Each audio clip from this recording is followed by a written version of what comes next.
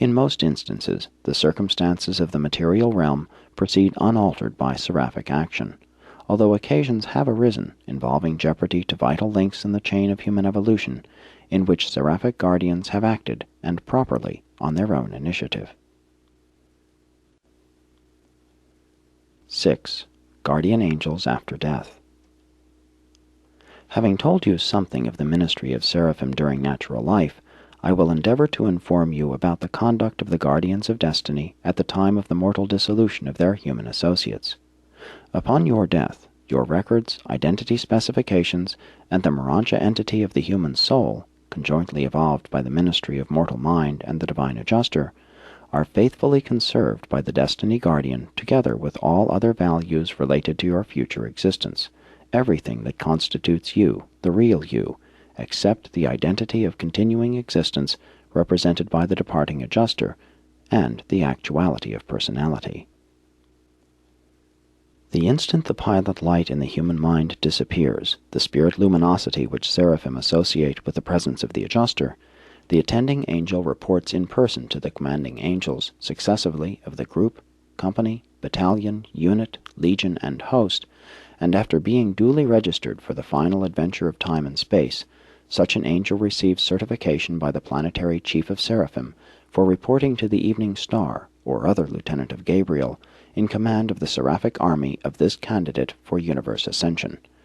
And upon being granted permission from the commander of this highest organizational unit, such a guardian of destiny proceeds to the first mansion world, and there awaits the consciousizing of her former ward in the flesh. In case the human soul fails of survival after having received the assignment of a personal angel, the attending seraphim must proceed to the headquarters of the local universe, there to witness to the complete records of her complement as previously reported. Next she goes before the tribunals of the archangels to be absolved from blame in the matter of the survival failure of her subject, and then she goes back to the worlds, again to be assigned to another mortal of ascending potentiality, or to some other division of seraphic ministry. But angels minister to evolutionary creatures in many ways aside from the services of personal and group guardianship. Personal guardians whose subjects do not go immediately to the mansion worlds do not tarry there in idleness awaiting the dispensational roll calls of judgment. They are reassigned to numerous ministering missions throughout the universe. The guardian seraphim is the custodial trustee of the survival values of mortal man's slumbering soul, as the absent adjuster is the identity of such an immortal universe being. When these two collaborate in the resurrection halls of Mansonia in conjunction with the newly fabricated Morontia form, there occurs the reassembly of the constituent factors of the personality of the mortal ascender. The adjuster will identify you, the guardian seraphim will repersonalize you, and then represent you to the faithful monitor of your earth days.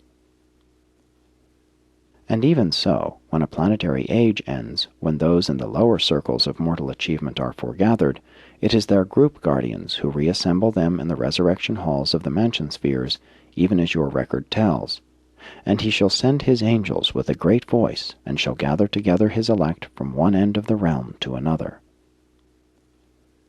The technique of justice demands that personal or group guardians shall respond to the dispensational roll call on behalf of all non-surviving personalities.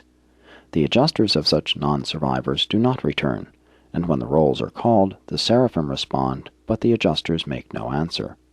This constitutes the resurrection of the unjust, in reality the formal recognition of the cessation of creature existence. This roll call of justice always immediately follows the roll call of mercy, the resurrection of the sleeping survivors.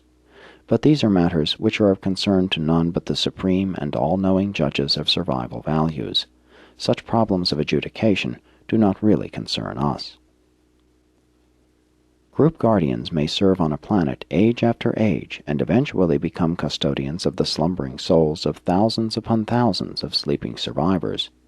They can so serve on many different worlds in a given system, since the resurrection response occurs on the mansion worlds. All personal and group guardians in the system of Satania who went astray in the Lucifer Rebellion, notwithstanding that many sincerely repented of their folly, are to be detained on Jerusalem until the final adjudication of the rebellion.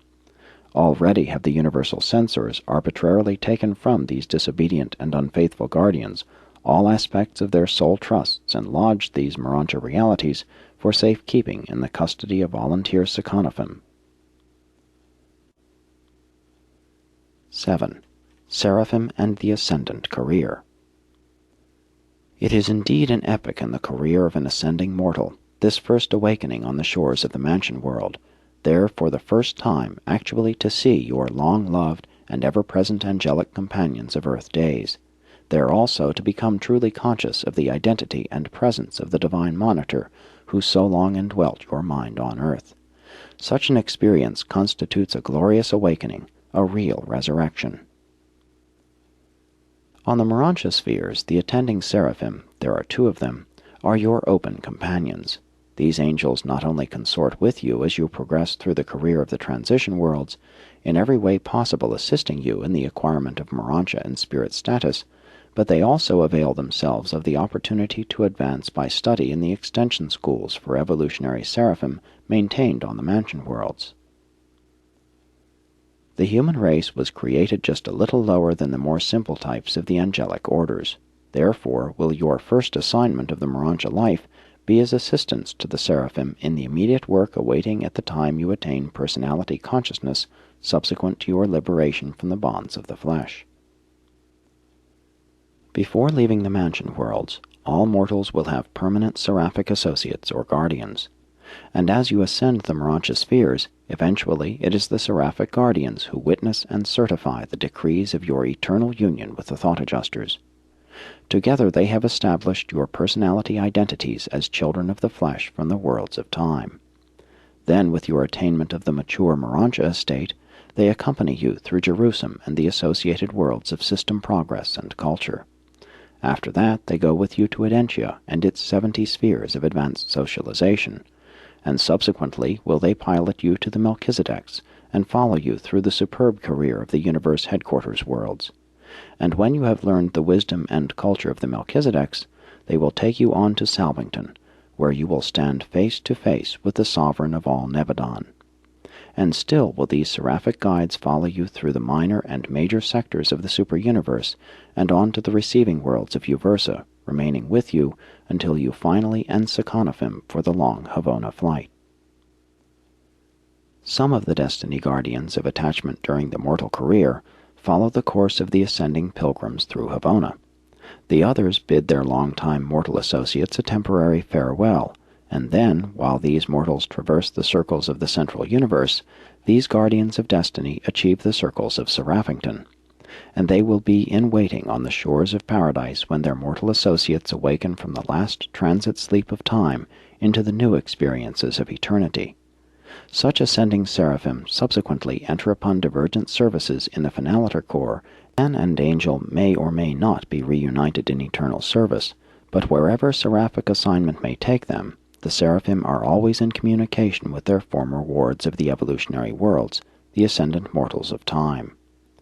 The intimate associations and the affectionate attachments of the realms of human origin are never forgotten nor ever completely severed. In the eternal ages, men and angels will cooperate in the divine service as they did in the career of time. For seraphim, the surest way of achieving the paradise deities is by successfully guiding a soul of evolutionary origin to the portals of paradise. Therefore is the assignment of Guardian of Destiny the most highly prized seraphic duty. Only destiny guardians are mustered into the primary or mortal core of the finality, and such pairs have engaged in the supreme adventure of identity at oneness. The two beings have achieved spiritual bi-unification on Seraphington prior to their reception into the Finaliter Corps. In this experience, the two angelic natures, so complemental in all universe functions, achieve ultimate spirit two-in-oneness, repercussing in a new capacity for the reception of, and fusion with, a non-adjuster fragment of the Paradise Father. And so do some of your loving seraphic associates in time also become your Finaliter associates in eternity, children of the Supreme, and perfected sons of the Paradise Father. Presented by the Chief of Seraphim stationed on Urantia.